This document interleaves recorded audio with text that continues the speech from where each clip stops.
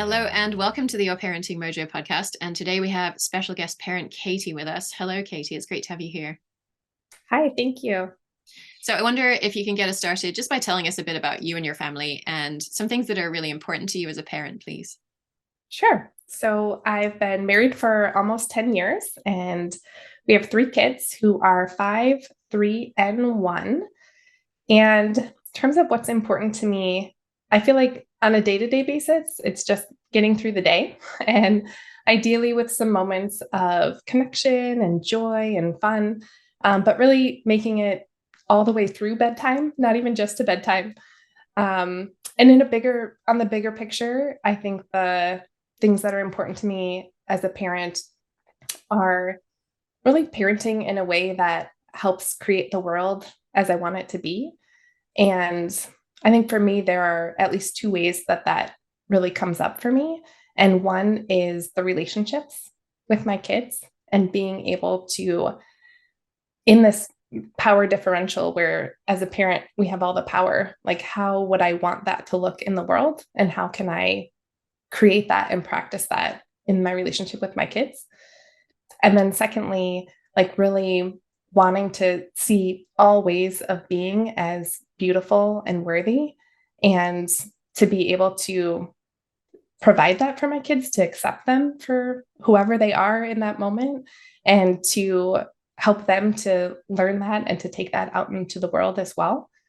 And I think that, first of all, I fail often at both of those, but really trying to have that to ground me and to kind of keep that big picture in mind. And then also that, I didn't come to those ideas in isolation, and really listening to the wisdom of other people, especially over these last few years, like really listening to Black and Indigenous women and other people of color, and just hearing about other people's experience in the world and their vision of how the world could be has really influenced, where I'm at right now and how I see parenting and what's important to me. And I really want to like name at least some of those people. I'm sure there are very many, but people like Alok or Sonia Renee Taylor, Robin Wall Kimmerer, Trisha Hersey, and so many others, but really just wanting to acknowledge all the work and the wisdom that I've gained from so many of these other voices.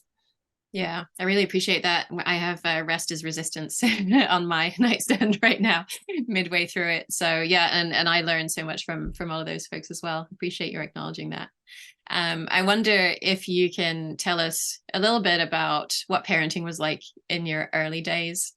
Can you just give us a flavor for what it was like to be Katie when you were Sure. young? So parenting right from the beginning, I feel like has been hard. It's been challenging. And I remember bringing home our oldest from the hospital, almost 6 years ago now, and just having this sense of, I have no idea what to do. I do not know how to take care of a baby. And, we had a lot of challenges too with breastfeeding, and with sleep was a huge challenge. And even while I was pregnant, I found myself reading a lot of books, a lot of parenting books. And as we came up to different challenges like sleep, reading a lot of books there. I was even in a book club with other new moms where we read parenting books and, the Danish way of parenting, and which there's, on the one hand, I found a lot of value in that. And at the same time, I feel like it also added to my confusion, where there's so much in the literature, like the parenting books that are out there, that create this sense of there's a right way to do it. And if you're doing it the other way, then that's the wrong way. And it's harmful for your kids. And it just, again, really added to the sense of, I don't know how to navigate these different challenges that we're going through. I think I also had a lot of like internal conflict around career and motherhood. And I switched to being part-time after my oldest was born. And I remember at work that I would not even talk about having a baby at home, because it just felt like this sense of, oh, I'm supposed to be the same as I was. And that is what helps you to do well in your career. And yet internally, things felt so different. And there was so much that I was trying to make sense of and so many changes. And um, I remember there was another person at work who had a baby a little bit after me, and they took kind of the opposite approach where they talked about their child all the time, like in every interaction. And, I wonder if some of that struggle was there for them too, that sense of how do I make sense of these two different worlds and this person I was before and with everything that's going on now. And we had lots of other challenges as he grew too. He ended up being diagnosed with food allergies, so he had some allergic reactions and broken bones when he was only 1, and just all different challenges. It just seemed to continue. And with all of that, I think I was also and continue to be pretty lonely, where just trying to make connections to other people. And I think I've, throughout those different periods, have tried to join a lot of things like the new moms group at the hospital and, you know, uh, um, the book club that I mentioned with other new parents, and kind of constantly looking for how can I meet other people and connect and make sense of all these different things that we're experiencing. And yet I found it so, so hard to go from like this friendly acquaintance to an actual friend and having like a deeper connection where you can make meaning of all those things. And that was also really surprising to me because vulnerability is something that came, I don't know if I'd say easily, but it was something that was very much a part of who I was before becoming a parent, where even coworkers or friends, they'd often comment about that, like that my willingness to be vulnerable and to invite other people into that vulnerability was something that they valued about me. And yet with parenthood, I just couldn't do it. Like I could not figure out how to have that same level of vulnerability when it came to the things that were going on for me as a parent. Yeah, that sounds super challenging. And I'm really curious. You haven't mentioned your own family of origin yet. You're telling me that you're looking for community in all those places around you, and you haven't mentioned your family of origin. Was that a hard thing as well to navigate the transition to being a parent? Oh, that's an interesting question. Well, I don't live near my family of origin. They're about a 5 or 6 hour drive away. My parents and then my brothers also live not right where they are either. And we're closer to my husband's family, but at the time they were still probably at least an hour drive away.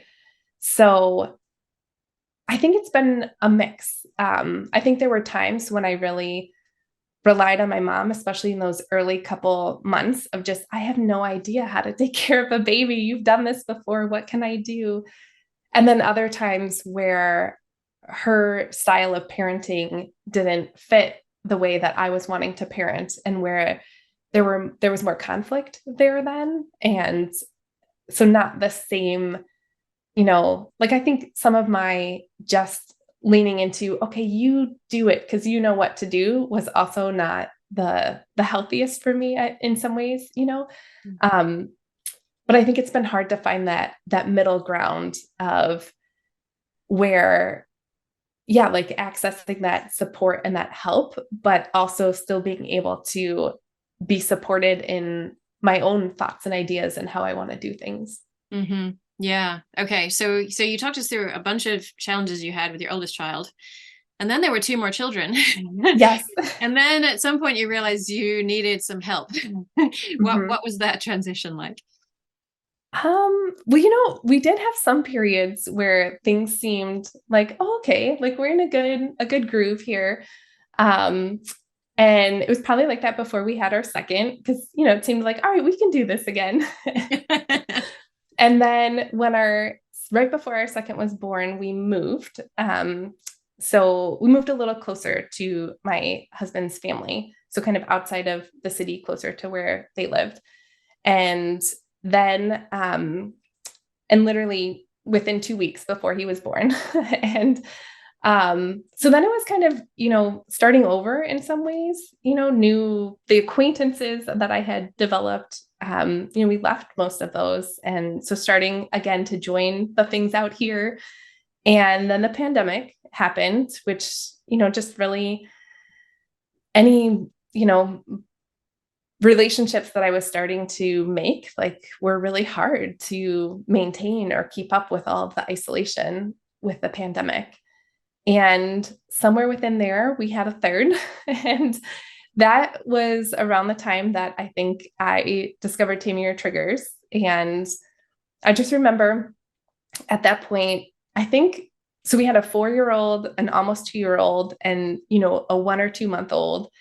And things were really hard. That transition to 3 has continued to be hard for us, but especially then with a newborn and not sleeping and just finding myself reacting all the time to my older kids, especially my oldest, because he would, he started biting the middle child and just being aggressive in other ways. To, he obviously was struggling with that transition too, but it was so hard to respond to that in a way that wasn't just, losing it a little bit and yelling and, ultimately being shaming too, that sense of like, why would you do that? And I just, yeah, like I just felt this sense of like, I can't keep doing this. Like, we can't keep functioning in this way. And I wish I wouldn't react so strongly.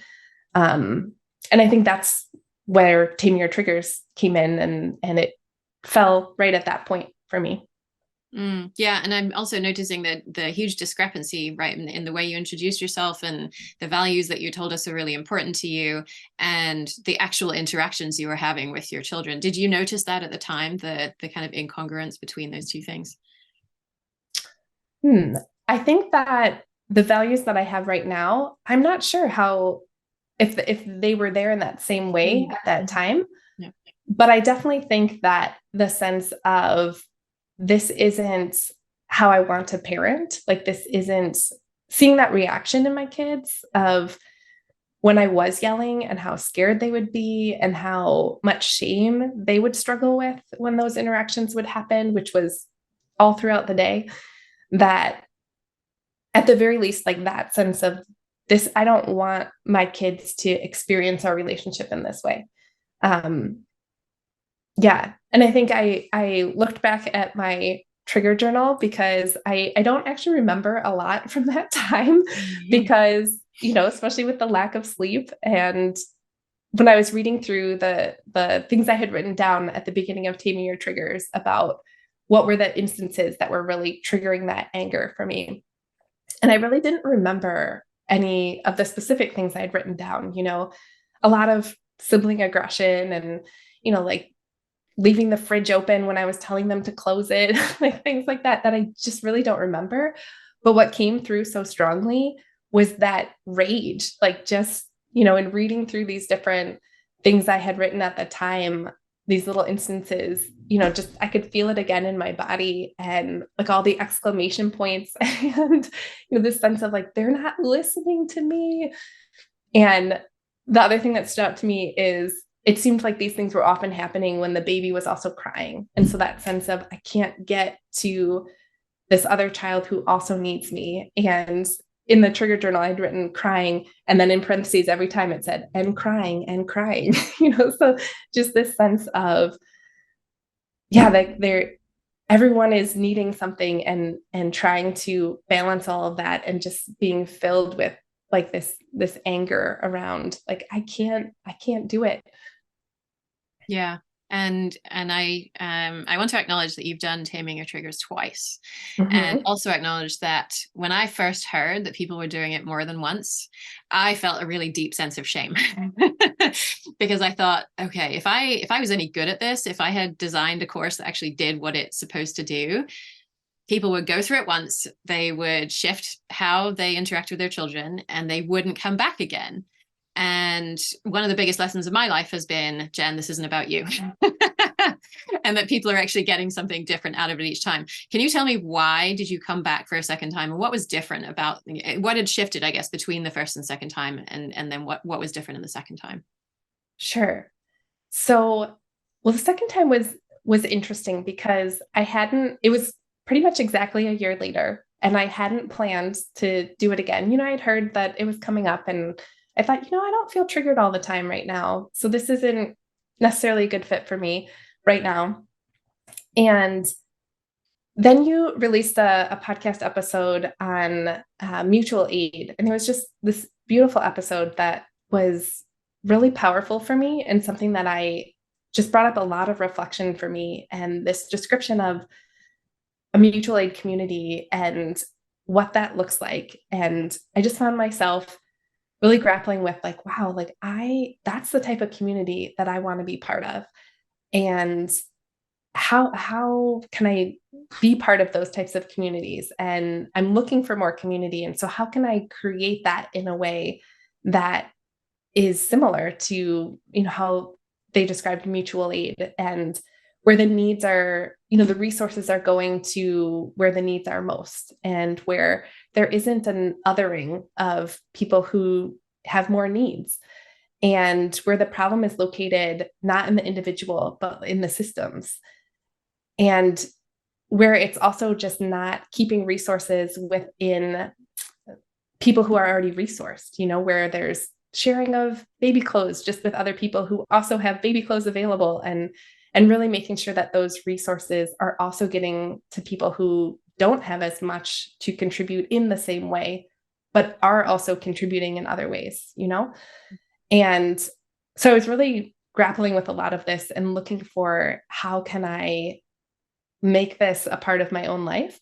And you sent out this marketing email for Taming Your Triggers, and it really hit on those things. It said, if you're looking for ways that you can impact the systems to have them work better for you and for all the other people, like taming your triggers is a thing to do. And it really wasn't like a cognitive decision at the time. It just was this intuition of, I think I should do this again. Like, I think this is a right time for me to do it. So I signed up for it.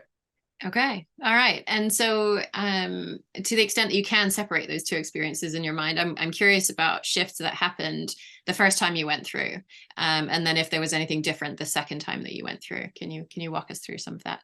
Sure. And I think they are very separate for me, and almost more so because I remember a lot of the shifts as I was going through the first time. And then the second time was more realizing how much had continued to shift, like between that time since I had ended Taming Your Triggers. So thinking back to that first time, I already mentioned the trigger journal that, is part of the very beginning of being able to keep track of when it is that you're being triggered. And a piece of that was also paying attention to what's happening in your body at those times, and starting to notice, like, what are the signals in your body that you're getting close to that point. And it still makes me laugh, because even when it happens today, it always catches me by surprise that so at that time, I remember just, I constantly feel like I'm so hot right now. Like, is anyone else hot in here? Like, I need to take off my sweater. And I thought at the time, I was like, oh, it's just these postpartum hormones, like, and I eventually realized in keeping the journal that, like, oh, no, that's when I'm about to, like, I'm boiling inside and I'm about to lose it. And so even to this day, like, I'll find myself saying, oh gosh, is anyone else hot in here? And then it's this signal for me now of, like, wait a minute, am I feeling really frustrated? And, like, I'm getting really angry. Oh, I am. Yes. Like, that's why I'm getting so hot. It's not the temperature in the room right now. So that piece was really helpful to start to be able to see that signal from my own body that things were escalating for me. Oh, wow. That's really beautiful. And that's, I think, one of the core concepts in the workshop, right, is that it seems like these things come out of nowhere. Your kid does something and you go from 0 to 60 in no time whatsoever. But actually, very often this builds throughout the day. And when we can start to see our body signals, not our brain signals, but our body signals telling us that something is coming, then we can actually take a step to interrupt that cycle. So thank you so much for pointing that out. Yeah, I think going along with that, in that same first module, the window of tolerance was a helpful concept for me, that, that there were these different factors that were impacting how quickly I would escalate to that. And just being able to frame it in that way, where sometimes that window's wider and the same instances wouldn't trigger me. And when that window was small, like just the littlest thing would set me off. And I couldn't necessarily, like, there were some things that I could change a little bit, making sure that I ate breakfast first thing in the morning so I wasn't too hungry. But there were also things that just weren't as in my control with the newborn and sleep and everything. So, but just that concept of, last night wasn't great for sleep, worse than normal for sleep.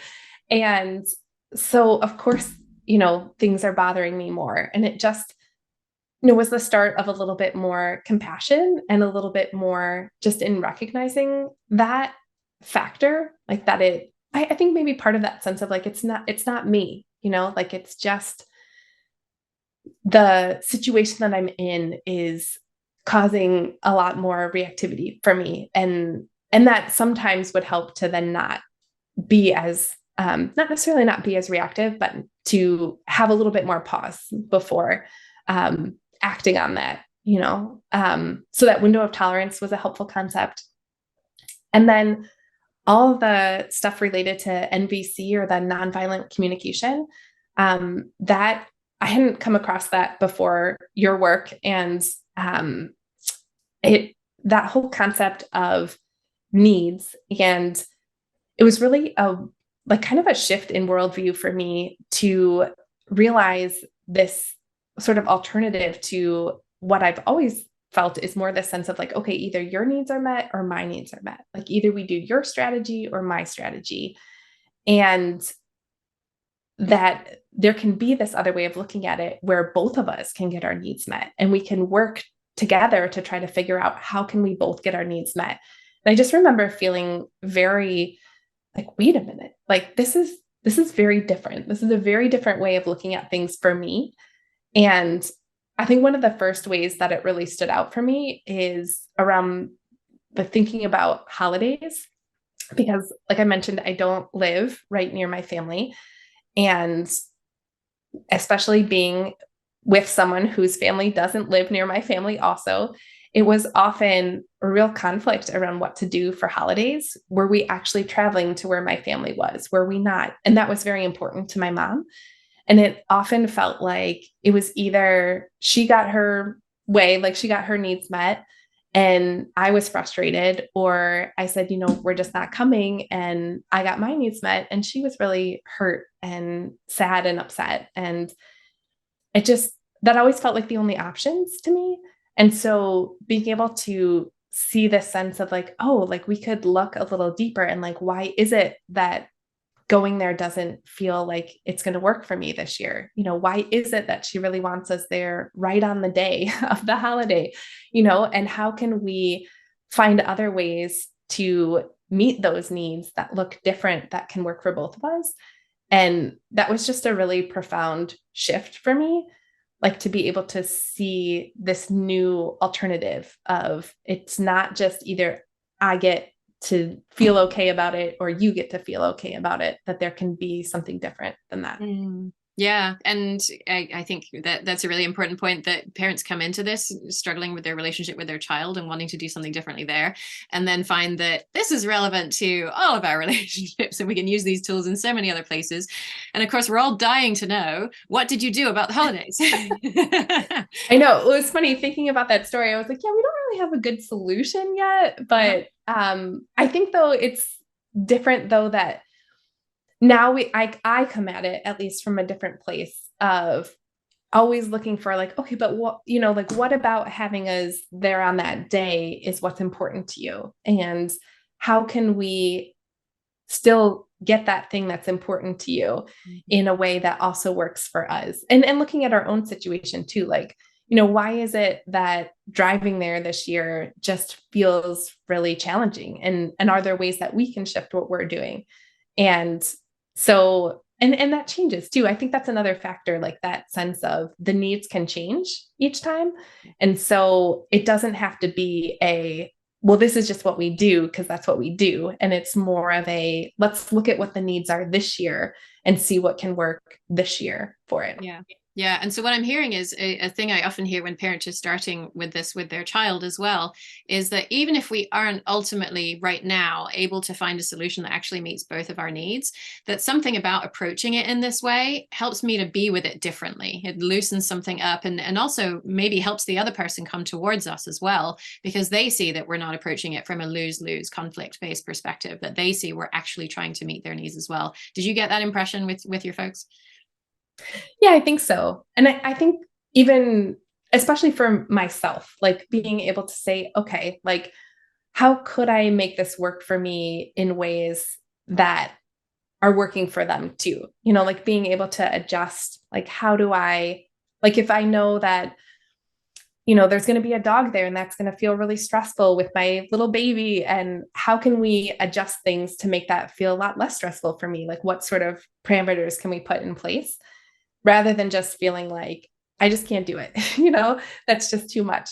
And so, yes, I think there's a little bit of the coming towards from both sides. But even when that's not there on the other side, I feel like there's enough shift in me to really help it to feel a little more win win. Yeah, awesome. Thanks for drawing that out for us. Sure. I think that the NVC really, like, there were a lot of things from that that really impacted me right away too. And you mentioned that sense of that it's not just with our kids. And I think one of the big ways for me was also how it impacted just my own inner voice, or like especially like an inner critic, you know, that that voice that's like, oh, why did you do that? Or and it was just really interesting because it, even reflecting on it now, it's like, yeah, I not just I didn't anticipate that, but it's still interesting looking back at it. So, like one way that this came up is I would often struggle with that inner critic in the mornings. Like if I was up a lot with the baby overnight, and then my husband would take the kids when they got up and do breakfast, and if I went back to sleep instead of, you know, like being more prepared for the day or something like that, when I did get out of bed, I'd have this sense of like, oh, why did I go back to sleep? Like I wasted this time and now I'm not ready for the day. And I'm so frustrated with myself. And being able to stop and look at like, okay, like what needs did I meet though? Like what was, so matching up like the needs with the strategy I actually took was really helpful to lessen that voice and to be able to say like, oh, like I'm exhausted and I really needed that rest. And even though I didn't get up and ready for the day and feel like I'm starting off on a good foot, like there were still ways that that met my needs. It just is different than the needs I'm thinking about right now. Mm. And it was surprising how much that really helped me. And I stopped having these mornings where I'd feel like right before I went to be with the kids, I was, you know, kind of beating myself up about like, how could you have spent time on your phone? And, you know, and instead be able to say, like, I just needed my own space. And it's okay that I did that because I was meeting a need, even though it's not these needs I'm thinking about right now. So, yeah, kind of the way that NVC helped me internally versus just like helped me in relationship to other people. And I think that too with like, so looking at like, how is this meeting my needs? But then also like, how can I be okay with something that's meeting my needs, but I'm also like, again, that critic, like sort of feeling bad about. So I remember from that time with the baby, you know, again, a newborn, she's napping multiple times a day. And we had kind of fallen into this pattern where the older kids would watch TV during that time. And that was meeting my needs in that they were safe when they were watching TV and not hurting each other when I wasn't there. But I would also feel really stressed about it and just this sense of, oh gosh, they're watching so much TV right now. And being able to stop and look at like, why is that stressful to me? You know, like what needs is it not meeting? And being able to explore that a little bit and think about like, oh, well, it's because like I feel like I should be connecting with them and I'm not when they're watching TV by themselves. And I really think that they should have some playtime and not be watching TV. And so then being able to look at, okay, well, how can I meet those needs in other ways? And I remember like kind of shifting and saying, like, you know what? I'm going to let them watch TV. I mean, they were watching TV anyway, right? Like, I'm going to keep with that strategy and then eat my own breakfast after the baby is taking her first nap. And then I'm going to go out and I'm going to like snuggle in with them. And when the show's over, I'll ask them about what they watched. And, so finding a way to connect, like meet that need for connection, even within this TV watching that was initially feeling like not good to me, right? And then looking for, okay, and then we'll go play after that. And so they're still meeting this need for having a lot of playtime. And so just the way it helped me to be more okay with things that initially were feeling like, how could I make this choice as a parent or, so again, that the way it impacted that inner critic for me has continued to be really helpful. Yeah, and I think it's so powerful to be able to see what needs we are meeting using the strategies that we've chosen, and being able to say, is that the best strategy to meet that need? And sometimes to be able to say, I'm actually not sure it is. Maybe I should try a different strategy. And sometimes to be able to say, you know what, it really is. And I may have all these stories about what a good mother should do, what a perfect parent should do, and I can recognize that those are stories and that I don't have to listen to those stories. And I can choose this strategy consciously because it is actually the one that meets my needs right now. And no matter what anyone else would say about it and what my inner critic might say about it. Yeah. And I think for me, especially paying attention to what those stories were really about, like what's the need underneath that story? Like a good mother would make sure their kids were playing all the time or, whatever it is. And being able to recognize where like, oh, like I'm still doing that. And so I think that piece of not just, like I'm not going to listen to these stories, but actually finding the need that those stories were based on, and then noticing how I either was doing that, meeting that need, or how could I meet that need. And that really made it so that the stories weren't as powerful, right? Because that need that was driving those stories was, I could see how I was meeting that still. Yeah. Yeah. Awesome. And I think meditation was a different experience for you this time, wasn't it? Yes. So I had a lot of experience with mindfulness and meditation before Taming Your Triggers and over multiple years. And I just never loved it. Like I always, when I would get into periods where I would do it more often, it was always out of this sense of like, well, it's supposed to be good for you. Like I should do it. And it was never something that I really truly enjoyed doing at all. And as part of Taming Your Triggers, there's this one meditation, the rain meditation. I think is it Tara Brach, Yeah. her rain meditation?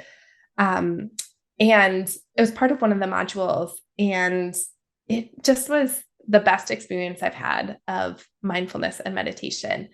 And I think it was because so often mindfulness for me had been presented as this way of sort of distancing yourself from your thoughts and your body, and you're just noticing these things and trying to keep your distance from them. Whereas in this rain meditation, it's, what is it? It stands for recognize, allow, investigate, and nurture, I think. Yes. Good memory. And so, yeah, yes. And so the investigating and the nurturing, those last two steps are all about like actually interacting with those thoughts, those emotions, the sensations in your body, and really bringing them a lot of compassion too. There are parts of it where it's like, like go ahead and touch that part if that feels good, or, like offer some massage or just, it was just so helpful for me to be able to interact with those things instead of always trying to keep them at a distance and to be not affected by it. Like you were really looking more at like, how is this affecting you? Like what emotions are coming up as you notice these things or as you think about this memory?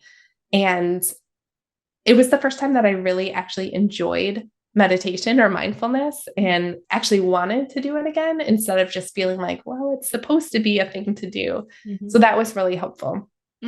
Yeah, and I should mention actually that we're going to introduce some new meditation practices this time around. I think one thing that I see parents do a lot is, you pick a quiet time to do your meditation practice. The kids are asleep or they're not up yet, and you do it, and you're like, okay, this is good, I'm good, and then the day starts and everything falls apart. And it's like the mindfulness practice and the rest of the day almost sit on different planes.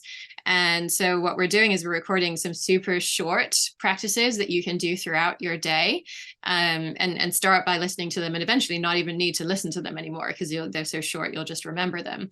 And so that you can do this to sort of have little reset points throughout your day rather than having it come in one chunk all at once. And from what I've seen and when I've seen people who have tried it this way, you're much more able to reconnect with yourself when you're having that difficult moment, right? Because you've done it so many times through the day. It's not just one 20-minute chunk. It's a couple minutes.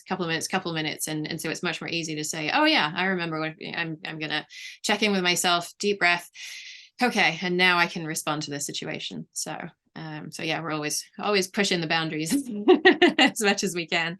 I'm curious as to whether there were some concepts that you struggled with more, and maybe some shifts that took longer to reveal themselves. Well, so first of all, I didn't finish timing your triggers either time I took it, I don't think. And it was still helpful.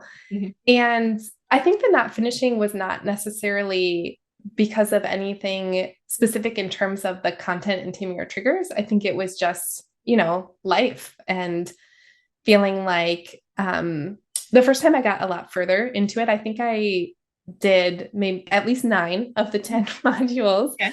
And I had an account buddy that time where we were very consistent and we met weekly, and that really helped to get through almost all of it. And then the second time was not as much.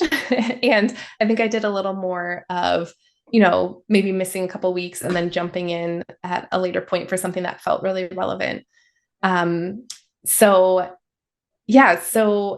in terms of things that I struggled with in it, I don't necessarily remember anything specific in terms of struggling, but when I took it the second time, that's where I really was able to see how much had continued to shift since it ended the first time. Which was just really interesting to me too, like to realize like, oh, like I'm in a very different place right now with these same concepts than I was, so not just that the 10 weeks of the workshop were helpful and being in a different place at the end, but also that those things continued to be present and to shift and to end up in a different place, even when I wasn't directly in the workshop. So things like, I remember that when I was speaking with my account buddy in that first time, she also had 3 kids and they were a little bit older than mine. Not a lot, but a little bit. And I remember when she would tell stories about interactions that she'd had with her kids or when she was triggered, she would then often talk about the repair that she had tried with her kids afterwards. And I distinctly remember having this sense of like, wow, like I can't even imagine repairing with my kids right now. Like I just can't even imagine what that would look like or how I would do that or when I would start doing that. And when I took it the second time, I was repairing all the time with my kids then. And even sometimes like in the moment, like I'd find myself reacting to something and catching myself and being like, oh, wait, like, I'm sorry, like this isn't helpful right now. Like, let's shift this and approach it a little bit differently.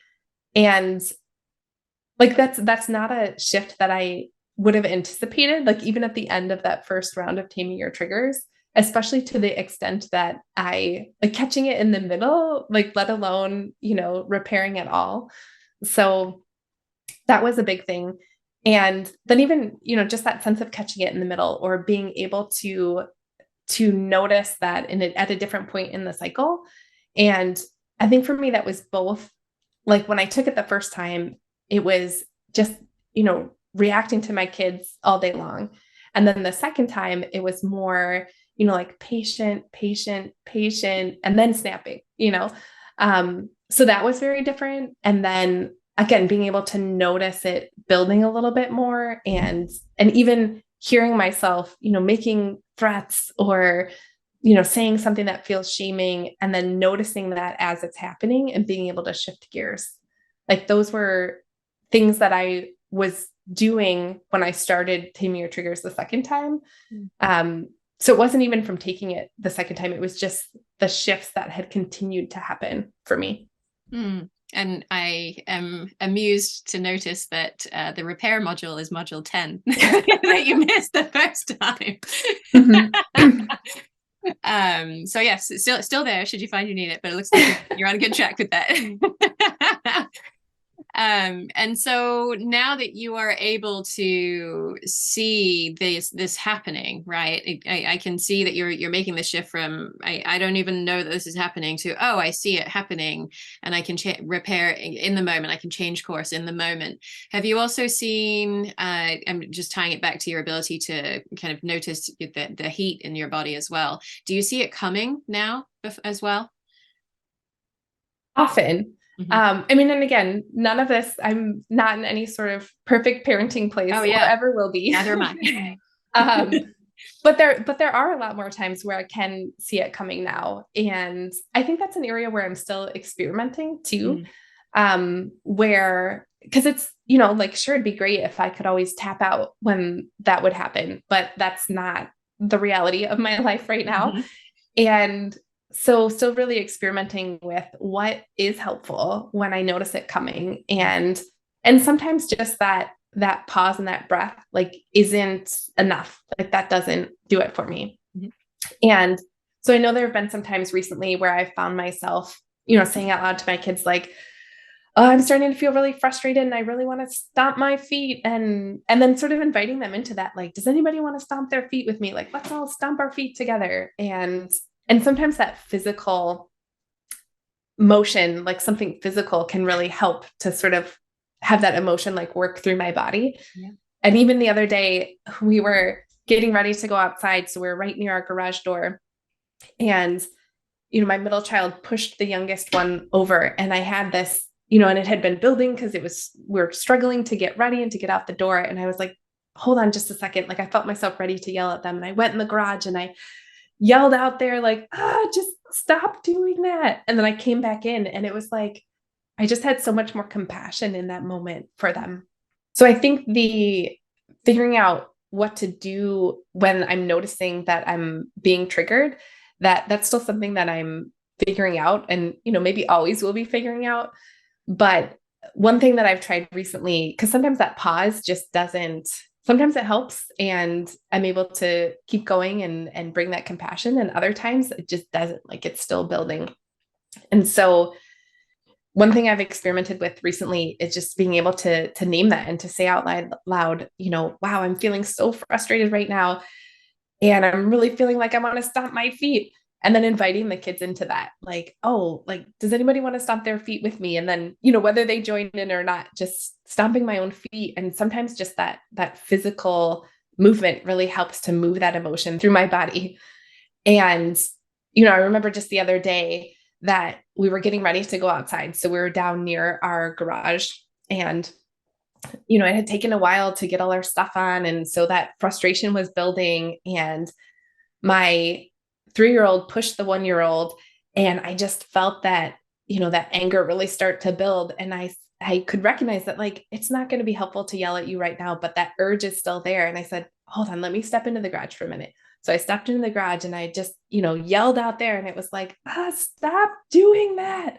And it just was able to work its way through my body. And I was able to come back in and just bring that compassion of like, oh, I know you're so worried about school later, and it's so hard with those big feelings in your body. So I know that some parents who go through Taming Your Triggers find that their children's behavior really shifts as a result of kind of moving towards them. And what I'm hearing from you is your children are still doing the things that that young children do, right? And yet somehow you're showing up differently here. Can you speak about that a little bit? Yeah, exactly. I think I went into Taming Your Triggers really looking for that success story that I had heard of, it's me changing, but then ultimately their behavior changes too. And I can't say that I really found that, or, perhaps it's there, but there's still enough of those times that their behavior is still really challenging and frustrating. But I think that they experience me differently, like that their experience around their behavior is really different. And rather than being met with shame and with yelling and experiencing that fear and that shame themselves around it, instead, much more often they're met with compassion and understanding and just that sense of like, yeah, like it is hard whatever just happened, and I get it. Like it is really challenging to navigate that. And it's okay that you're feeling this way, or that you have this urge to push over this kitchen cart, or whatever it is. And that I'm hopeful that that really creates a big difference for them over the long term. And I think it's had a big difference for us, for our family, like just in the short term, to be able to show up differently like that. And so much more aligned with your values, right? That you mentioned at the beginning. Yeah. Yeah. So the first time you did the workshop, you didn't do group coaching. The second time you did do group coaching. I'm wondering why you decided to do it the second time, and what was it like to be on those calls? Sure. So, well, the first time I wasn't, let's see, I would say, well, I've seen you coach other people before. I've been in, I think I first encountered your work with the Right from the Start course. Mm-hmm. So that was actually while I was pregnant with that third baby, who was then born by the time Taming Your Triggers came around. And the first coaching call I was ever on, and watching you coach someone on the call, was just this really like different experience, and really like deep communal experience. I feel like, even though I wasn't the one being coached at the time, you had us like turn off all of our cameras, and it was just you and the other person. And I remember thinking like, wow, this is like watching a really good therapy session. Like it's just like, and even better than a therapy session, because I feel like your coaching is more meant to have shifts like just within that one coaching session, whereas therapy is more long term. Like that's more of the long game. And so not only was it this really good like responsive therapy session, but then there was more movement in it than in a potentially like a regular therapy session. And just that, like the intimacy to be a witness to that, really left me feeling a deep sense of connection and community, even though I wasn't the one being coached. And so I've witnessed it, and been a part of other coaching calls, but never been coached myself. So I think in that first round of Taming Your Triggers and other calls I'd been on, I wasn't in a place where I felt safe enough to do that, I guess, like where it didn't meet my need for safety. And I think, again, with sort of that NVC language, like being able to recognize, like, you know what, that there's nothing wrong with me that didn't meet my need for safety. And there's nothing wrong with the call that it didn't meet my need for safety. Like that's just how it was at the time. And so I think going into it the second time I took it, that was thing that really drew me to it too. And feeling like, it's a small group in Taming Your Triggers. It's not as big as, say, on the Right from the Start calls. And the fact that it was small, and knowing that going into it, did better meet my need for safety. And so I think that's a lot of the ways that I was able and ready at the time to sign up for it. And it was probably the best part of the second time of doing it, was the coaching calls and allowing myself to be coached and to be vulnerable in that way. And I think for me, a lot of that has also been just a practice of the vulnerability that I want when it comes to parenting, in a space where it does feel safe to do that, and to have that be received, and to get support in that. And I remember one of the things that I was coached on was a moment where I was triggered, and I felt a lot of shame about it. And even coming back and listening to the recording afterwards, like I didn't feel that same amount of shame. Like listening to it, I just found myself nodding along and being like, yeah, of course that's how it played out, And I think a lot of that is also the response that I got in sharing that with you and with the other people on the call. And so it was really helpful, both in terms of processing and working through some of those things, and the way it helped me to de-shame the experiences that I was having, and the way it helped me practice being in community in the way that I want to around parenting.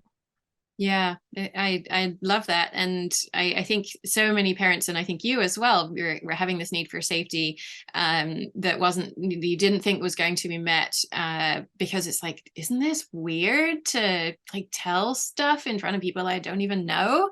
And a lot of parents really struggle with that idea.